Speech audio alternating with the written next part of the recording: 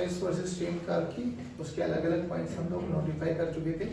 अब यहाँ पे दो बेसिक सी छोटी छोटी वो टर्म्स हो रहे हैं। एक है पॉइजन रेशियो, है ना, वो पॉइजन रेशियो देखो POISSON पॉइजन रेशियो, ठीक है, रिप्रेजेंटेड बाय सिग्मा। अब ये पॉइजन रेशियो क्या होती है?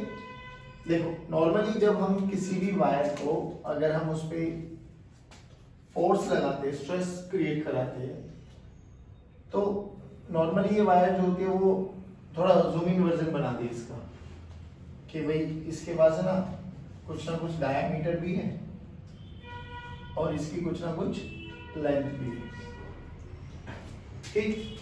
जैसे मैं इस पे स्ट्रेस लगाऊंगा बाबा, स्ट्रेस लगाया तो होगा क्या, लेंथ का तो इलोंगेशन होगा, तुम्हें लगना भी चाहिए डायमीटर कम होता चला जाएगा। तो अगले स्टेप में क्या हो जाएगा, ये ऐसा कुछ शेप लेके आ जाएगी, है ना, ये जाहिर बात है भाई वॉल्यूम कांस्टेंट रहेगी ना। हाँ। तो लेंथ बढ़ रही है तो रेडियस उसका कम होगा, भाई एरिया कम होगा, जाहिर बात है लेंथ बढ़ेगी, भाई b into a क्या है, एरिया इंटू लेंथ क्या होती है, वॉल्यूम। तो अगर लेंथ का वेरिएशन है तो कहीं ना कहीं एरिया में वेरिएशन आएगा जरूर। तो ये है, जैसे मैंने इसमें स्ट्रेस लगाया तो लेंथ का तो इलोंगेशन हो गया बट डायमीटर कम हो गया। तो जो डायमीटर पहले था और जो डायमीटर अब है उसको डी मान लेते हैं, इसकी लेंथ को मान लेते हैं छोटा l, जो इलोंगेटेड लेंथ है बाबा, ठीक है। तो एक यहाँ पर होता है डायमीटर का चेंज, उसको बोलते हैं हम लेटरल स्ट्रेन, एक होता है लेंथ का वेरिएशन, उसको बोलते हैं लॉन्गिट्यूडिनल स्ट्रेन। तो basically sigma Poisson ratio is defined as the ratio of lateral strain by longitudinal strain, ठीक है बच्चों। अब लेटरल स्ट्रेन में क्या बाबा, डायमीटर का चेंज है, पहले कितना था कैपिटल डी, बाद में कितना हो गया स्मॉल डी, तो डेल्टा डी को बोलो क्या लिखे, capital D minus small D. Length का वेरिएशन बोलो कैपिटल डी कैपिटल एल, नहीं small L minus capital L, small L minus capital L, है ना, डायमीटर घटा है लेंथ बढ़ी है। तो यहाँ पर रखो इसको delta D by delta L की टर्म्स में करते अपन लोग, तो देखो माइनस ऑफ, माइनस क्यों लिखा है क्योंकि डिक्रीज हो रहा है diameter, minus delta D by original divided by delta L by L original. बात समझ में, ये रेशियो होती है। अच्छा थ्योरेटिकली जो ये रेशियो होती है ना बाबा, ये -1 से लेके 0.5 तक वेरी करती है थ्योरेटिकली पॉइजन रेशियो, हाँ पॉइजन रेशियो। बट प्रैक्टिकली अगर हम बात करें तो ये 0 से लेके 0.5 के बीच में वेरी करती है। जैसे कि अगर हम बात करें स्टील के लिए, है ना, तो स्टील के लिए जो ये रेशियो होती है इट इज अप्रोक्सीमेटली 0.28 से लेके 0.33, 0.28 0.30 ऐसा रेशियो होता है। और अगर हम अलॉयज के बारे में बात करें, अलॉयज के बारे में बात करें तो ये रेशियो होती है 0.33 का। बहुत बेसिक सा रेशियो, बस कुछ नहीं याद करना, ये याद करना आपको पॉइजन रेशियो क्या होती है, lateral strain versus longitudinal strain. Lateral strain में अच्छा एक बात और बताओ, अभी कई बार हमें डायमीटर ना पता हो रेडियस पता है तो कोई बड़ी बात नहीं, इसको कन्वर्ट कर सकते हैं r/2 बेसिकली डेल्टा r/r हो जाएगा, बट डायमीटर को क्या लिखते हो d/2, ऐसे मत लिखो भाई, रेडियस को क्या लिख सकते हो d/2 है ना, तो d/2 रखोगे तो वो 2 कैंसिल आउट हो जाएगा, डेल्टा r/r भी हो जाएगा इसका रेशियो। अब यहाँ पर ना एक छोटा सा प्रूफ है, काफी इंपॉर्टेंट भी है, उसको बोलते हैं हम elastic potential energy of a string. देखो क्या होता है भाई, जब इसकी लेंथ L थी, मैंने इसमें फोर्स लगाया, लेंथ बढ़ के L हो गई, तो बेसिकली मैंने कुछ कार्य किया, वही कार्य इसकी पोटेंशियल एनर्जी में स्टोर हुआ। जैसे मैं उस स्ट्रेस को हटा दूंगा तो वो वापसी रिलीज करने की कोशिश करेगा। एक छोटा सा प्रूफ है, वो देख लेते हैं कि भाई हमारे पास elastic potential energy of a stretched string, ठीक है बच्चों। चलिए अब स्ट्रिंग बात करेंगे, लेंथ एलोंगेशन होगा तो जल्दी बताओ, लैम्डा सिग्मा रो, लैम्डा सिग्मा रो क्या लैम्डा, हाँ ठीक है, गामा बल्क मॉडुलस या मॉडुलस ऑफ रिजिडिटी।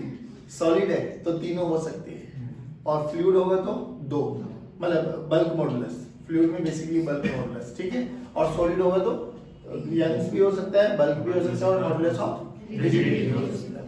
जो कि हम हाइड्रोस्टैटिक पढ़ेंगे ना अभी फ्लूइड, तो उसमें आप देखेंगे बल्क मॉडुलस का यूज हो जाता है। जैसे कि ये बच्चा बोल रहा था कि मैंने हाइड्रोस्टैटिक को सोचा था कि चलो जो हो गया ठीक है, जीवन को एक नई दिशा से स्टार्ट किया जाता है ना। हाइड्रोस्टैटिक्स कल ही तो बात बताते ही अपना लड़का, फिर कह रहा है कि पढ़ते पढ़ते बाद में आया कि बल्क मॉडुलस कुछ आ गया, फिर सोचा कि हमसे ना हो पाएगा, अच्छा, फिर हाँ। हमने सोचा कि सॉलिड दोबारा पढ़ना पड़ेगा, है ना। तो ऐसा है, बस ये याद रखना है। तो हमने माना कि इनिशियली ये मेरी एक वायर है बाबा, इनिशियली लेंथ थी कैपिटल है, मैंने कोई फोर्स पर यूनिट एरिया लगाया और इसकी लेंथ बढ़ के हो गई स्मॉल है, इलोंगेशन हो गई, इलोंगेटेड लेंथ। या आप ऐसे कम समझो कि जो इसमें नया इलोंगेशन हुआ है ना बाबा, ये हो गई है छोटा है, या छोटा है क्या, इसकी लेंथ ही मान लो कंप्लीट, ये हो गई, ठीक।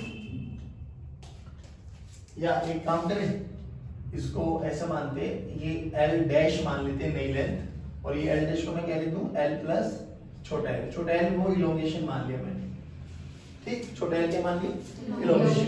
गामा लगाओ, गामा का फॉर्मूला बोलो, इसका क्रॉस सेक्शनल एरिया ये मान लो, बोलो gamma this is equals to force, F मैंने यहाँ पे फोर्स लगाया बाबा, फोर्स पर unit area delta L by L। अब डेल्टा L यहाँ पे क्या माना है, L इलोंगेशन, ठीक है, L बाय कैपिटल है, ठीक।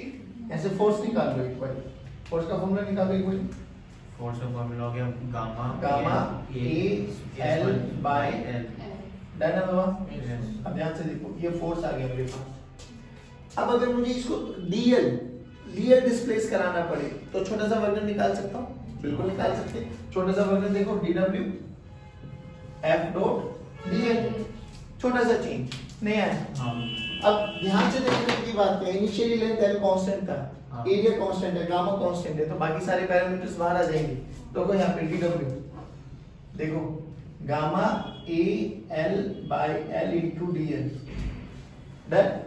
लिमिट लगाओ कहां से कहां,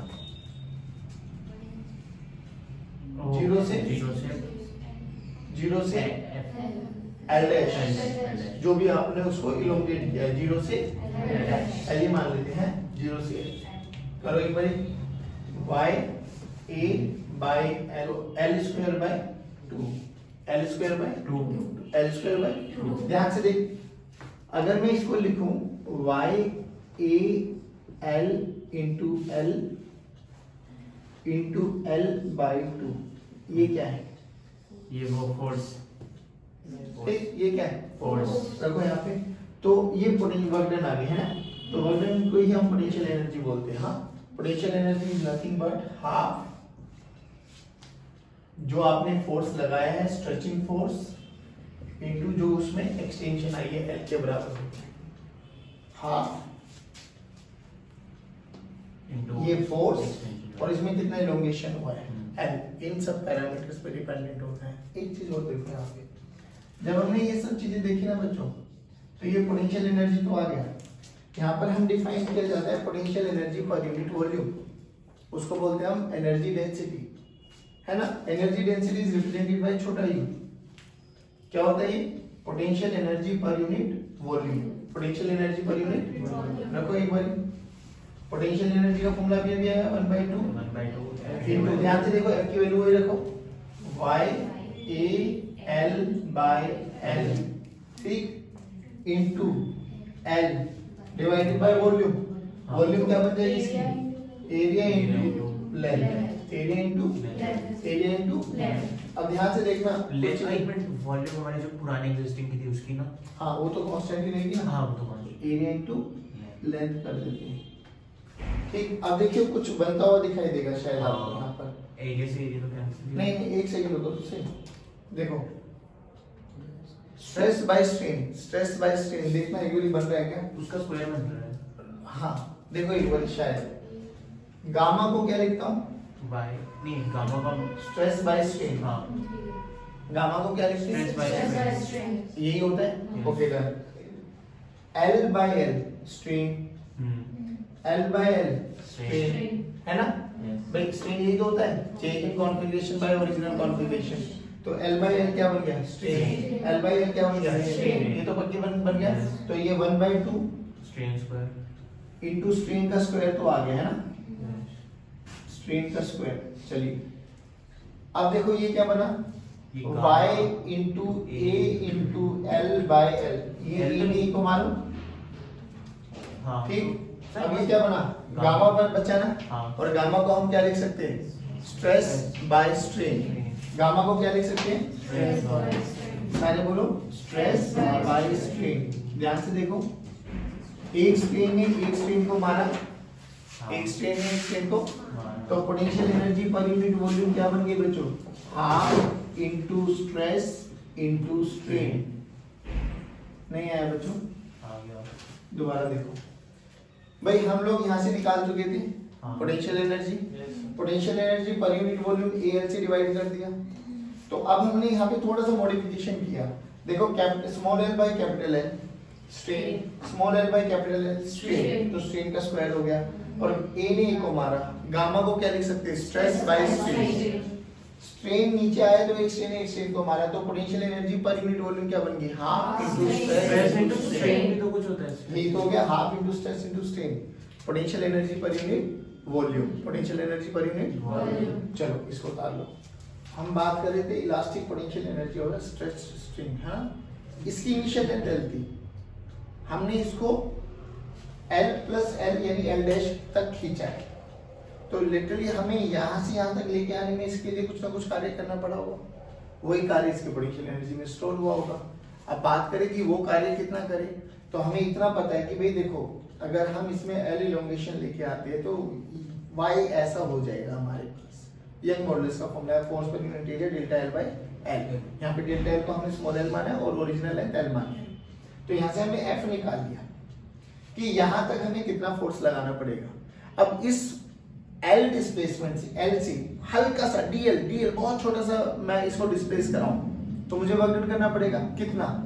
फोर्स इंटू DL, है ना, फोर्स इंटू DL। और अपन को पोटेंशियल एनर्जी स्टोर करानी, तो एक्सेलरेशन आना नहीं चाहिए, तो F डॉट DL, F की वैल्यू रख दी यहाँ पर।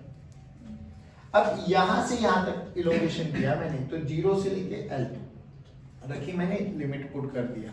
करने के बाद यहाँ से ये रिलेशन आ गया मेरे पास, तो पोटेंशियल एनर्जी आ गई हाफ इंटू कितना आप लोगों ने स्ट्रेचिंग फोर्स लगाया और कितना उसमें इलोंगेशन आया, एक्सटेंशन आया रीजन से, तो half into stretching force into extension.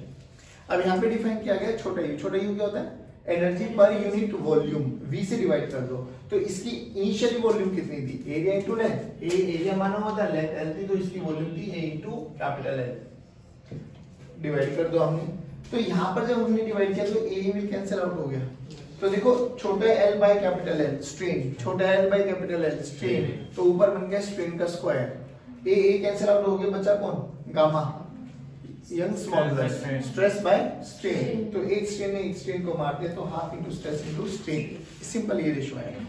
अभी मैं कुछ चार आपको ये इक्वेशंस देखो याद हो जाए तो इसमें कोई बुराई है नहीं, याद कर लेनी चाहिए, क्योंकि कई बार न्यूमेरिकल्स फंस जाते हैं यहाँ से। ये आपस में इन सब की रिलेशन, आप लोगों ने 3-4 चीजें पढ़ी, Young's modulus, bulk modulus, modulus of rigidity and Poisson ratio. इन चारों को इंटरलिंक करते हैं ये सारे फॉर्मूले। तो कई बार कोई ना कोई 2 या 3 आपको देगा, चौथा पूछ लेता है। जैसे थीटा आपको दे दिया, सिग्मा आपको दे दिया, बोला गया यंग्स मॉडुलस निकालो, तो रिलेशन पता होना चाहिए। आपको बल्क मॉडुलस दे दिया, ईटा दे दिया, बोला गया सिग्मा निकालो, तो भी हमें पता होना चाहिए, है ना। इंटर रिलेटेबल रिलेशन है, ये आपको पता होनी चाहिए। ये याद रखने में कोई बुराई नहीं है, रख लेना इनको याद। हाँ, अभी यहाँ पर ना 2-3 चीजें और सुन लो कि ये जो इलास्टिसिटी होती है इसके कुछ एप्लीकेशंस होते हैं। और एप्लीकेशंस हालांकि कल भी हम लोग थोड़ा डिस्कस कर चुके थे कि हम लोग कुछ टाइम के बाद अपने जो फ्लाईओवर्स होते हैं उनको अनसेफ डिक्लेयर कर देते हैं। वो समझ में आ गया, क्योंकि उन पे बार बार स्ट्रेन जाएगा तो उनकी जो स्ट्रेंथ होती है वो लूज कर चुके होते हैं। बाद में उन पे ज्यादा ट्रैफिक चलाना वो हमारे लिए कहीं ना कहीं एक्सीडेंटल कॉज कर सकता है, कोई बड़ी बात नहीं। तो याद देखो, आपको कभी कभी आपने देखा भी होगा, बहुत पुराने फ्लाईओवर होते हैं, पहले यूपी साइड निकल जाते थे ना, बहुत पुराने फ्लाईओवर होते थे, उसमें ना बाउंडेशंस थी कि एक जैसे फ्लाईओवर पे तो क्या होता है, इधर भी जाता था ट्रैफिक, इधर भी आता है ना, आना जाना लगा रहता है, उसमें बेचारों ने रेस्ट्रिक्शन लगा दी, एक साइड का ही फ्लाईओवर जाए, ज्यादा दूर भी मत जाओ। बल्लभगढ़ वाले फ्लाईओवर को देखो, जो बल्लभगढ़ का इधर फ्लाईओवर जाता है जो सोना की तरफ जाता है, एक तो नया बना हुआ है, एक पुराना भी है, और लोग बाग क्या करते हैं, ट्रैफिक से बचने के लिए उस पुराने वाले को लेके आते हैं, और उसमें साफ साफ सरकार ने मेंशन किया हुआ है कि ये पुलिया कभी भी ब्रेक डाउन हो सकती है। बट हम ये मान के चलते हैं ना कि हम 100 साल से पहले थोड़ी ना मरने वाले, कोई हमें कैसे मार सकता है। सरकार ने साफ साफ मेंशन किया गया कि इस वाली पुलिया का यूज ना करें, क्योंकि ये अनसेफ डिक्लेयर कर चुकी है। बट हमें तो जल्दबाजी होती है ना, हमें तो जहाँ 10 मिनट अगर वेट करना पड़ जाए, हमें तो ये रहता है हमारा तो सारी बिजनेस का लॉस यहीं पे हो जाने वाला है। तो हमारे लिए वो पेशेंट, मतलब रेड बत्ती देख लो, रेड लाइट, हम थोड़ी ना रोक के दिखाओ रेड लाइट, बच्चों के लिए बनी होगी, हम तो सीधा आने जाने वाले सब पार करते हैं, हमारे लिए कोई ग्रीन कोई रेड नहीं, हमारे लिए सारा टाइम वो ग्रीन लाइट जली रहती है ना। तो हमारे लिए कोई रूल्स नहीं बनते है ना। और वो इंग्लिश में एक कहावत है ना, rules are meant for be meant to be broken, है ना। न्यूटन की थर्ड लॉ को यही तो डिसोबे करते हैं, करके दिखाओ, हम कुछ नहीं कर सकते हैं। चलो, पहली बात तो वो। दूसरी बात ये कि देखो हमारे पास जो ये पहाड़ नहीं, हमारे माउंटेन्स वगैरह है, तो एक जो हमारी एक रॉक, जो हमारी चट्टान होती है ना, उसकी भी एक इलास्टिसिटी होती है, इलास्टिक लिमिट होती है, वो ये है 3 × 10⁸ न्यूटन पर मीटर। ठीक, तो ऐसी कितनी चट्टानें, कितनी हाइट तक, याद करो कल एक प्रेशर का फॉर्मूला बोला था, रो इंटू एच रो जी। तो देख, मान लो यहाँ पर मैंने एक चट्टान बना दी, अब वो चट्टान मैंने बना तो दी, तो वो चट्टान इस वाली दीवार पर जहां पे बनाई गई है वहां पे प्रेशर तो एग्जर्ट करेगी ना, बिल्कुल करेगी सर। सोच के देख, अगर वो उसकी स्ट्रेंथ से ज्यादा मैंने प्रेशर क्रिएट करा दिया तो वो क्या, मतलब सिंक करना स्टार्ट कर देगी, दबना स्टार्ट कर देगी। तो ऐसे ही यहाँ पर हाइट ऑफ द माउंटेन्स भी निकाली जाती है कि मान लो ये आपके पास h हाइट तक माउंटेन्स है ना, तो ये प्रेशर कितना क्रिएट करा रहे हैं यहाँ पर, h रो जी। और ये प्रेशर जो उसकी स्ट्रेंथ है, स्ट्रेंथ कितनी है, ये 3 × 10⁸, इसके कम या बराबर होना चाहिए। अगर इससे ज्यादा हो गया तो वो सिंक करना स्टार्ट कर देगा, शुड बी लेस देन और इक्वल टू 3 × 10⁸। h निकालो, h का फॉर्मूला देखो, 3 × 10⁸ डिवाइडेड बाय रो। रो देखो ये रहा हमारे पास 3 × 10⁻³ into 10 अप्रोक्सीमेटली 10⁴ का मतलब 10 किलोमीटर। तो देख ले माउंट एवरेस्ट 9 किलोमीटर की हाइट तक है, बस 8,848 कुछ ऐसा मीटर है ना वो, तो करीबन करीबन 9,000 की अप्रोक्सीमेटली माउंट एवरेस्ट है। अगर उससे ज्यादा हो गया तो वो सिंक करना स्टार्ट कर देगा अपने ही वजन से। बात समझ में आई? एक चीज और याद करो, कल परसों हम बात कर रहे थे गिर्डर्स की, मैंने आपको एक पिक्चर भी भेजी थी कि ये होते गिर्डर्स, बेसिकली वो आई शेप। वो आई शेप बनाने का क्यों लॉजिक रहता है?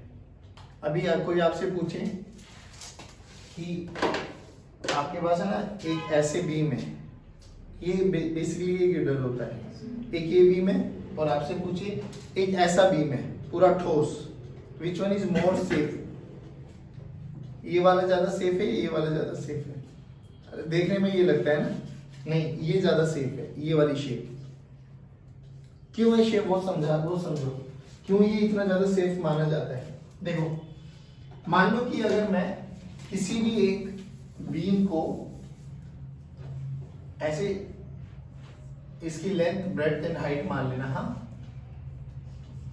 ऐसे रख दूं किन्हीं भी दो वेजिस पर, और इसमें मैं W लगा दूं m/g, एक वेट लगा दिया m/g, तो ऑब्वियसली कुछ समय के बाद इसमें भैया कुछ ना कुछ डिप्रेशन आ जाएगा, है ना, कुछ ये ऐसा होना स्टार्ट हो जाएगा, होगा नहीं होगा?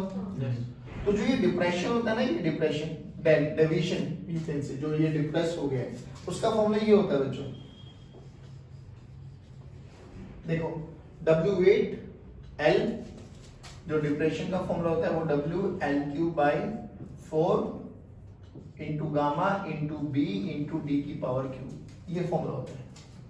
तो देखो वेट के डायरेक्टली प्रोपोर्शनल है, लेंथ के डायरेक्टली प्रोपोर्शनल है, 4 कांस्टेंट है, गामा यंग मॉडुलस है, और वो मटेरियल टू मटेरियल वेरी करता है। बी उसकी ब्रेड्थ है, डी उसकी डेप्थ है।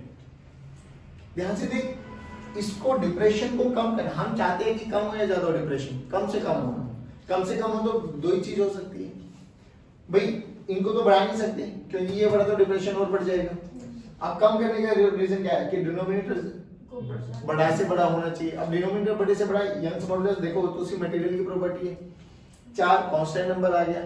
अब या तो इसको बढ़ाओ या इसको बढ़ाओ, इन दोनों में भी किसका बढ़ाने का ज्यादा इफेक्ट आएगा? डी। क्योंकि देखो डी, इसको 2 टाइम्स करो, इसको 2 टाइम्स करो, ये 2 टाइम्स करेंगे तो 1/8 फैक्टर से कम हो जाएगा। नहीं आया समझ में? तो बेसिकली डिप्रेशन मतलब जो डेप्थ होती है, डेप्थ को बढ़ाया जाता है। समझिए, ये जो ग्रिडल्स होते हैं ये ऐसी शेप के क्यों बनाए जाते हैं? ऊपर बेस, नीचे भी बेस और ये डेप्थ। इसको जितना ज्यादा रखोगे उतना ही डिप्रेशन आने की कम संभावना होती है। तो ये सबसे सेफेस्ट माने जाते हैं। ये वाली आई शेप बोलते हैं इसको, आई फॉर आइसक्रीम। ठीक है, and this is all about your chapter elasticity. खत्म। हाँ, एक बार जल्दी जल्दी 5 मिनट में रिकैप कराता हूँ क्या पढ़ा। कि कुछ इलास्टिसिटी में हम लोगों ने बताई थी कि सॉलिड्स पे जब हम force per unit cross sectional area लगाते हैं तो उसमें कुछ ना कुछ स्ट्रेस प्रोड्यूस कराते हैं, तो स्ट्रेन प्रोड्यूस होता है। स्ट्रेस अलग अलग टाइप के देखे थे हम लोगों ने। नॉर्मल 2 टाइप के हुए थे, टेंसाइल एंड कंप्रेसिव। उसके बाद हम लोगों ने हाइड्रोस्टैटिक स्ट्रेस देखा था, और फिर हम लोगों ने टेंजेंशियल स्ट्रेस देखा था। स्ट्रेस लगाने के बाद स्ट्रेन आया। स्ट्रेन का था कॉन्फ़िगरेशन चेंज, किसी का लेंथ चेंज हो गया था, किसी का एरिया चेंज हो गया था, किसी का वॉल्यूम। हमारे लिए लेंथ और वॉल्यूम का चेंज ज्यादा है, एरिया का चेंज बहुत रेयरली हम लोगों ने पढ़ा ही नहीं है बेसिकली। तो लेंथ और वॉल्यूम का चेंज ज्यादा इफेक्टिव आता है। तो लेंथ को बढ़ जाना टेंसाइल स्ट्रेस, लेंथ का घट जाना कंप्रेसिव स्ट्रेस, और लेंथ के बढ़ने घटने को बोलते हैं हम लॉन्गिट्यूडनल स्ट्रेन। ठीक है, लॉन्गिट्यूडनल स्ट्रेन, लेंथ का बढ़ जाना, लेंथ का घट जाना। तो स्ट्रेन बेसिकली यहाँ पर डिफाइन किया गया हमारे पास, लेंथ का वेरिएशन। फिर हमने देखा कि किसी भी सॉलिड को अगर हम लोग एक लिक्विड में डालते हैं तो लिक्विड उस पर चारों तरफ से प्रेशर लगाता है। ठीक, अगर मैं प्रेशर को इंक्रीज कराता हूँ तो लिक्विड की जो शेप थी वो कंप्रेस होना स्टार्ट हो जाती है। तो बेसिकली वॉल्यूम का चेंज आया, वो वॉल्यूमेट्रिक स्ट्रेन बन गया था हमारे पास। किसी ऑब्जेक्ट पे, जैसे किताब है हमारे पास, मान लो ये बुक है हमारे पास, बहुत अच्छी शेप है, नीचे से फिक्स कर दो, इसको ऐसे घुमाओ तो देखो यहाँ पे ये बेसिकली ऐसी शेप हो गई ना। ये होती है वो रिजिडिटी, मॉडुलस ऑफ रिजिडिटी। कि अगर मैं इस पर टेंजेंशियल फोर्स लगाऊं तो देखो पहले ये बहुत अच्छी शेप थी, है ना। अब जैसे मैं फोर्स लगाऊंगा तो देखो शेप चेंज हो गई ना। तो ये होता है आपके पास वो रिजिडिटी, बेसिकली शेयरिंग स्ट्रेस या स्ट्रेन जो भी कहना आपको। ठीक है, फिर इसके बाद हम लोगों ने देखा मॉडुलस। हुक्स लॉ बोला कि within elastic limit stress is directly proportional to strain. फिर हम लोगों ने देखा कि यहाँ पे 3 तरह के हमारे पास मॉडुलस ऑफ इलास्टिसिटी था। ई किसका रेशियो था? Stress by strain. Young's modulus, bulk modulus and modulus of rigidity. Young modulus में हमने क्या देखा था? Normal stress by longitudinal strain. Bulk modulus में एक्सेस प्रेशर या change in pressure divided by volumetric strain. और मॉडुलस ऑफ रिजिडिटी में tangential stress by theta. Theta की वैल्यू हम लोगों ने बाद में x/L रख दिया था। उसके बाद हम लोगों ने वो एक ग्राफ पढ़ा था स्ट्रेस वर्सेस स्ट्रेन का, कि अप टू सर्टेन लिमिट वो हुक्स लॉ को ओबे करता है। फिर O से A, B, O से B हम पहुंचे थे, O से B तक वो हुक्स लॉ को फॉलो नहीं करता, बट वो फिर भी अपनी रिगेन कर लेता है शेयर साइज को। उस वाले पॉइंट को, B वाले पॉइंट को हमने नाम दिया था यील्ड पॉइंट या इलास्टिक पॉइंट।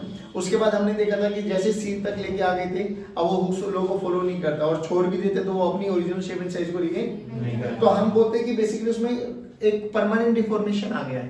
तो प्लास्टिक रीजन की बोला था कि अब ये प्लास्टिक रीजन की तरफ जा रहा है। फिर भी हम नहीं मान लेते, तो हम लोग ने जैसे स्ट्रेस लगाया वो स्ट्रेन प्रोड्यूस होता गया था। अब हल्के स्ट्रेस पे ज्यादा स्ट्रेन प्रोड्यूस हो रहा था, तो विल रियलाइज कि एक अल्टीमेट टेंसाइल स्ट्रेंथ पर हम लोग पहुंच चुके थे कि ये पीक है इसका, अगर इसके बाद भी लगाएंगे तो ब्रेकडाउन। अल्टीमेट टेंसाइल स्ट्रेंथ और पीक जहां ब्रेकिंग पॉइंट था, इनके बीच में अगर स्पेस ज्यादा है तो डक्टाइल, कम है तो ब्रिटल। ये सब चीजें हम लोगों ने पढ़ लिया था। फिर हम लोगों ने देखा पॉइजन रेशियो। पॉइजन रेशियो क्या होता है? Ratio of lateral strain by longitudinal strain. Lateral strain में डायमीटर का वेरिएशन आएगा और लॉन्गिट्यूडनल स्ट्रेन में लेंथ का। फिर हम लोगों ने इलास्टिक पोटेंशियल एनर्जी देखी। क्या देखी हम लोगों ने?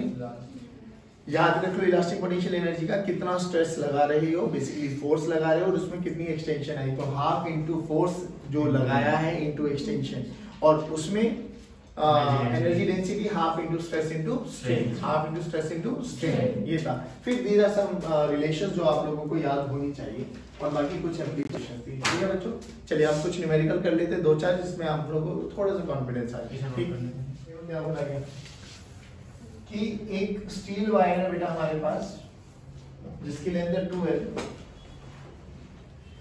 डन। इस पे हमने एक फोर्स लगाया ऐसे, मतलब बीच में से खींचा, हाँ, और यहां से यहाँ x दूरी तक हम लोगों ने उसको खींचा है, तो वायर कुछ ऐसे हो गई। ये पॉइंट A मान लो, ये पॉइंट B मान लो, ये पॉइंट C मान लो। बोला गया फाइंड आउट लॉन्गिट्यूडनल स्ट्रेन। जमने से ऐसे खींचे तो ऐसे कैसे होंगे भाई? ऐसे खींचेंगे तो इल्यूमिनेशन आ गई ना, समझ लो। पहले ऐसे थी, हाँ, फिर वायर को बीच में से पकड़ के ऐसे खींच दिया तो वो शेप नहीं बन गई।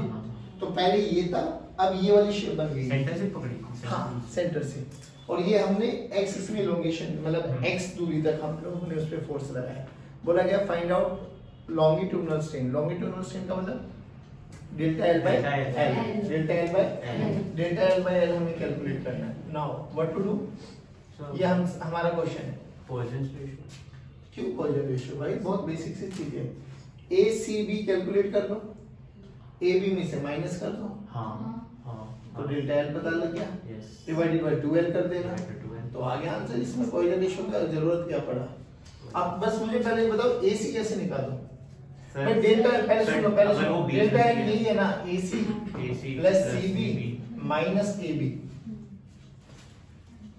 भाई ओरिजिनल ये लाइन माइनस AB, हाँ, यही तो है। AC बोल कैसे निकालो?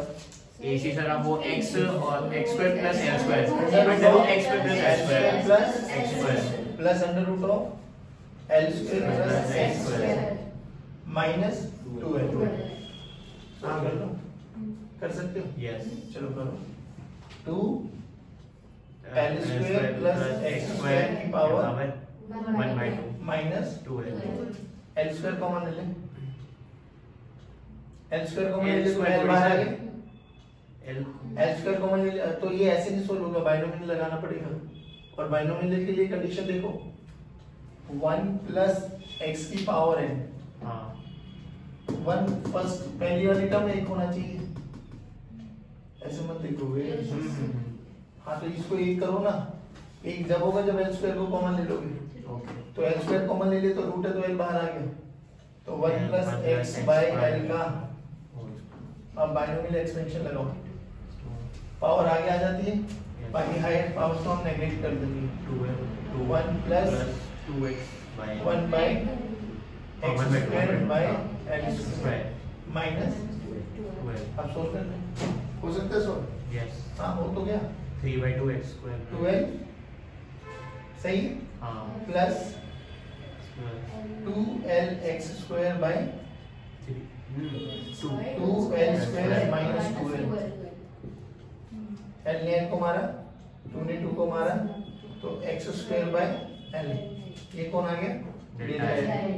रखते हैं यहाँ पे, तो डेल्टा l की value x square by l into 2l, हाँ 2l, लेंथ 2l है बाबा, तो तो 2l x square bye 2l 2l square, ये आंसर आ गया। इसमें कुछ बड़ी बात थी नहीं, बस बात क्या थी, यहाँ से यहाँ तक आने का पॉइंट, कि जब भी ऐसा आ जाओ तो गो विद बाइनोमियल। नहीं आया समझ में? बिना देखे उतारने की कोशिश करो एक बार। देखो, हाँ जी अश्विन, देख हमारे पास ना एक स्टील वायर है, लेंथ L है, ठीक।